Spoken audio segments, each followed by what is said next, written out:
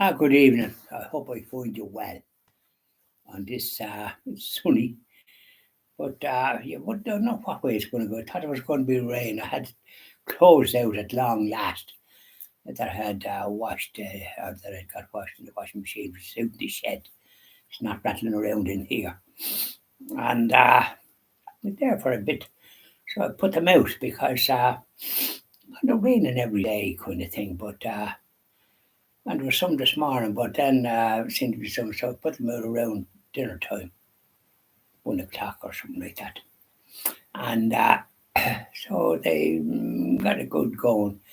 But then I looked at big clouds. I thought, oh, it's going to spill. Brought them in, but it's very mysterious the way it goes sometimes. And I don't know whether it rained or not.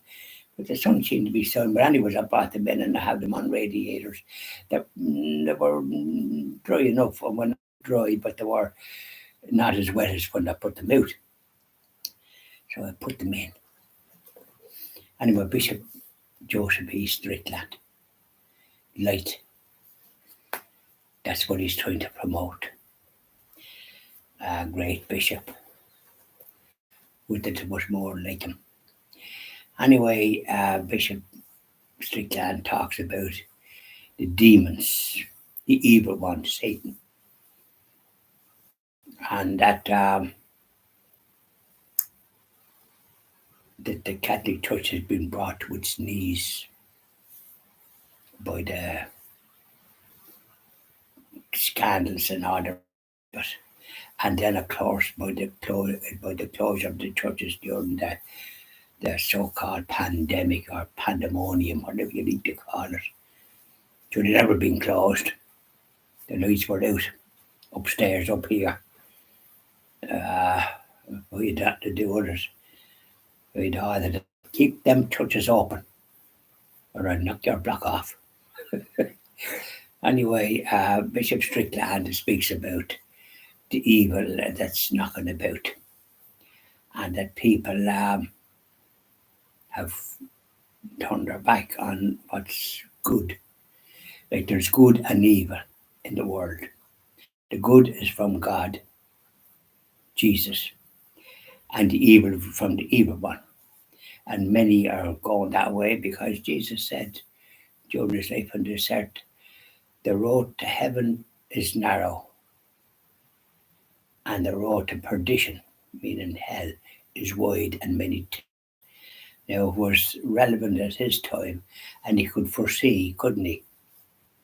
Because he was divine, and he could see the events that occurred because throughout history there's been persecution and people promoting something that wasn't in the Catholic tradition, and lucky enough it kept on the straight and narrow.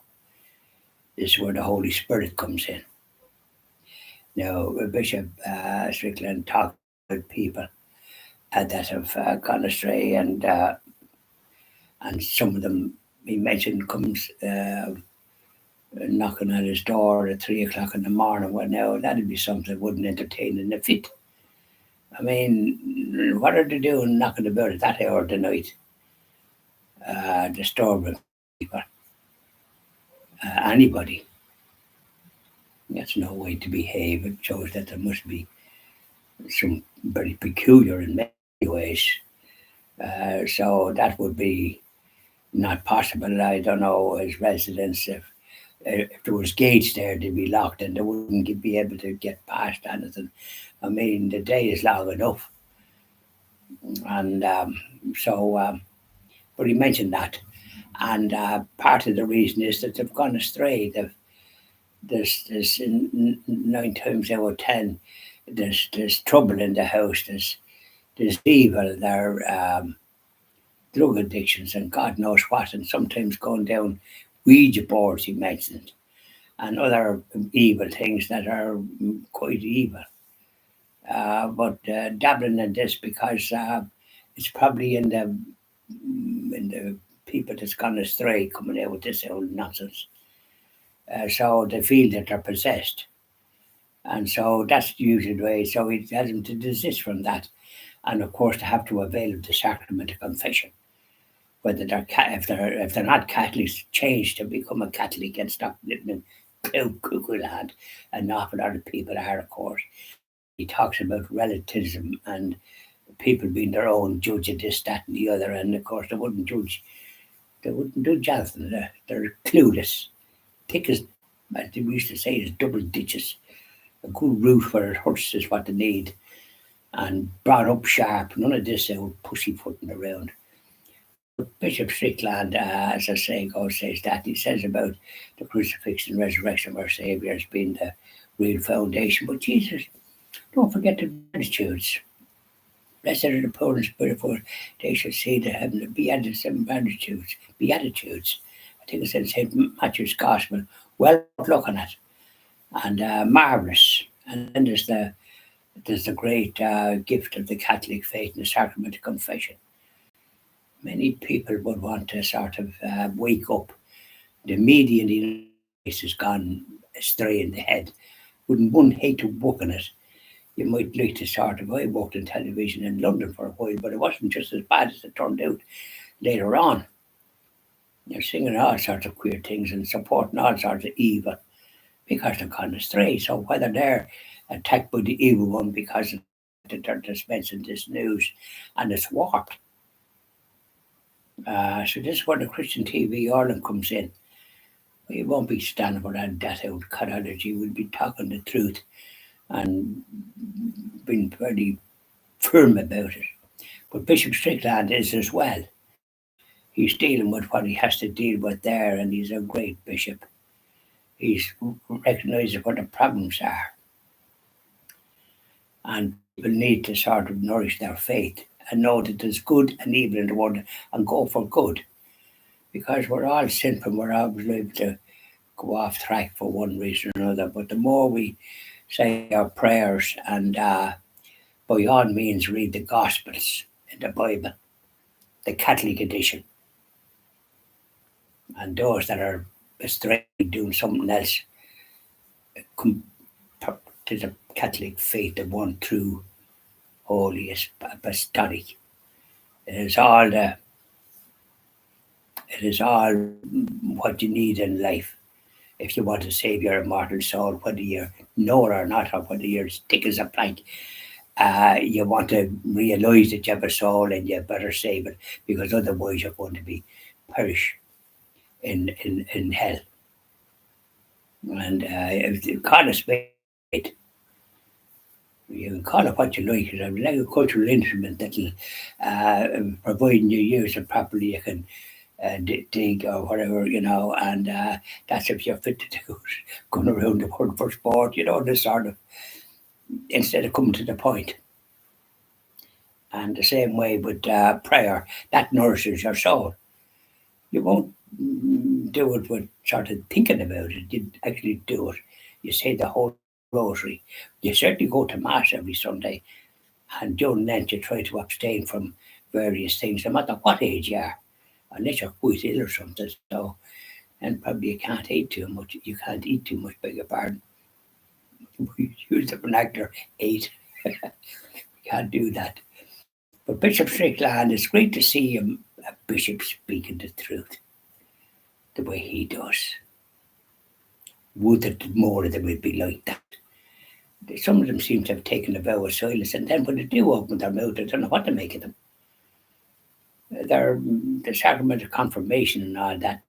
They're doing that kind of thing and shifting priests around in dioceses and doing some other chores of that caliber, but they're not actually making their voices known. They're not speaking about what's going on.